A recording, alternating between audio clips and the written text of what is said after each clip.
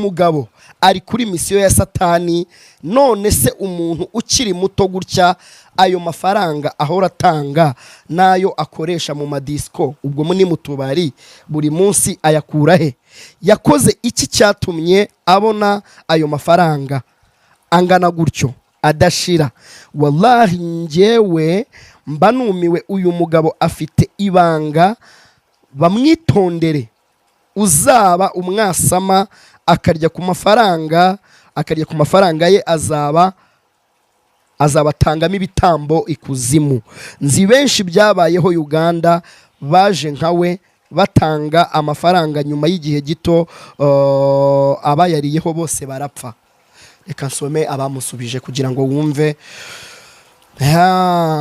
Umwe yamubwiye ngo witwa Ngoga, ni inshuti yanjye ndamuzi, yamubwiye ngo mbega ubujiji, weho se wagiye ukayabona? Uzi ko mu mutwe wanyu mwageze kwa satani kandi nta mafaranga abayo? Undi aravuga ngo Imana ibafashe mumenye ko satani adatanga umugisha kuruta Imana. Iyo ni poor mindset, mukwiye kwagura imitekerereze. Undi aravuga ngo iyo myumvire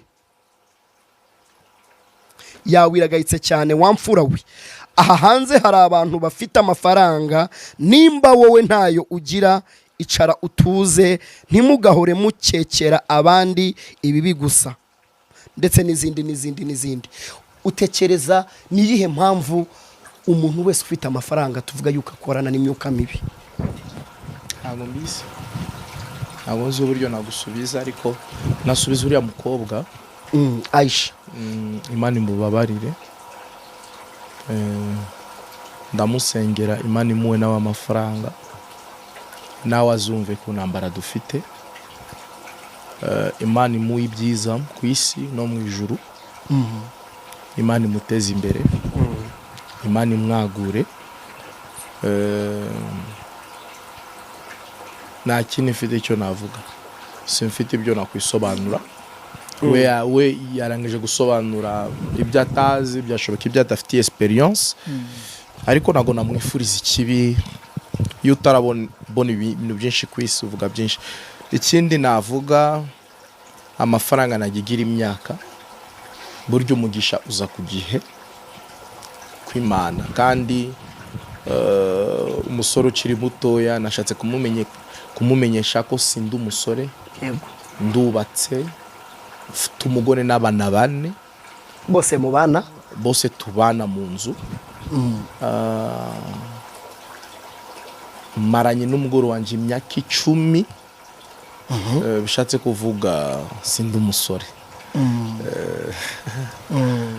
Sinshaje, singuze cyane, ariko biramagije. Ariko iyo umuntu akubona inyuma wabona ukiri mutoya, abantu baribaza ngo amafaranga angana gutya, muba mu nzu nziza gutya. Mutoya ni imyaka ingahe? Njyewe umubarire nk'imyaka ngerageze nka 35. Ni makeya, tuyifatire ari ni makeya. Ubu urimo kuva mu rubyiruko, biterwa n'umuco, ariko iwacu muri Kongo umusore imyaka 18 ararongora umugore. Yego. Umwana w'imyaka 23 ava iwabo akajya gushaka ubuzima. Yego. So nge navuye iwacu mfite imyaka 22. Umva ko nashatse nkiri mutoya a 27 ans. Voilà.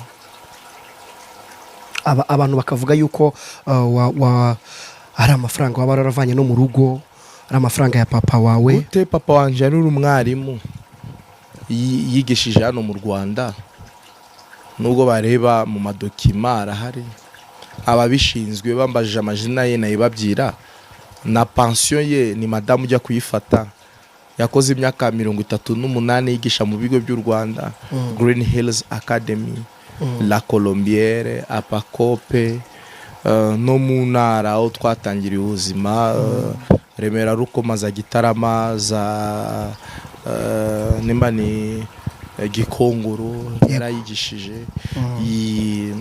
Yarakurijaga n'ibizamini b'u Rwanda. Agasaza akagaruka mu rugo Kinshasa kugira ngo aruhure ubwongo.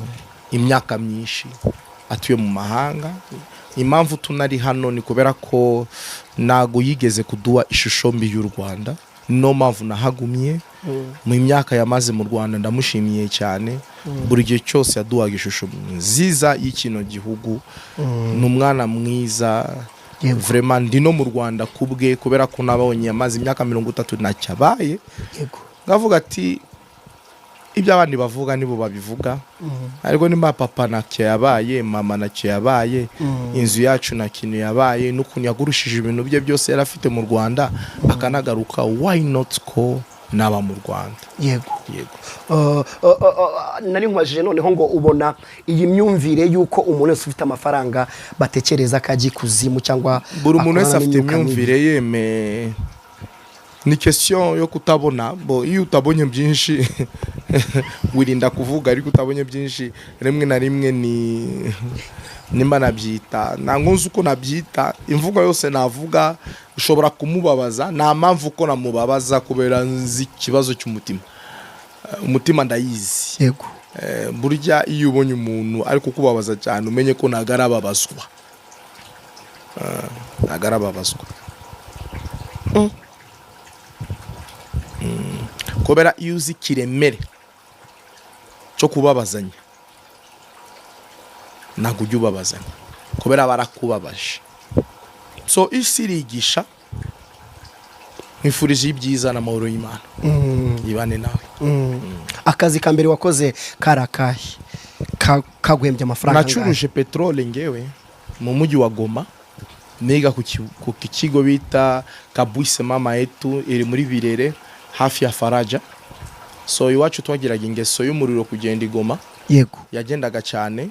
Kubera iki? Kubera ubwinshi bw'amazu. Insécurité mu cyagiye 2006-7 tugafata decision yo gukora iki, yo gutangira gucuruza petrole kubera twabonaga ahantu henshi na muriro bafite. Tukayishira muri 20 litres, tugafata na mantonnoir, tukazengurutsa petrole saa 12 za nimugoroba n'igice kugeza saa 3 tugataha mu rugo tukajya kuryama. Esela nayikoze imyaka myinshi. Icyo gihe wari ufite imyaka ingahe? Nago nabyibuka, nari ndi umusore. Yego. Nari ndi kurangiza primaire ncitangira kwinjira muri secondaire. Hanyuma uva mu gucuruza peteroli ngatangira gucuruza Vieti. Vieti ubwo ni iki? Ni imyenda ya Vieti, caguwa. Yego. Nayikoze Bukavu, nayivanaga Mashinji. Ngayijyana Igoma, ngajya kuyicuruza i Buvira. Yego. Ya première qualité, izindi ngangizanza muri Academy, n'izindi ngabyira umutante twari dufite akazinyanira Kinshasa.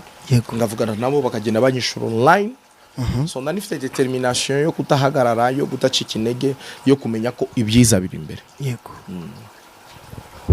Ucaguyivamo niyo yaguhaye ubushobozi bungana gutya? Yego, cyagiye amaye ubushobozi bwinshi cyane. Ngagura akabanza Igoma. Yego. Kare akabanza ngaza kugacuruza, yari ahantu heza, kakaza kuma $65,000 kandi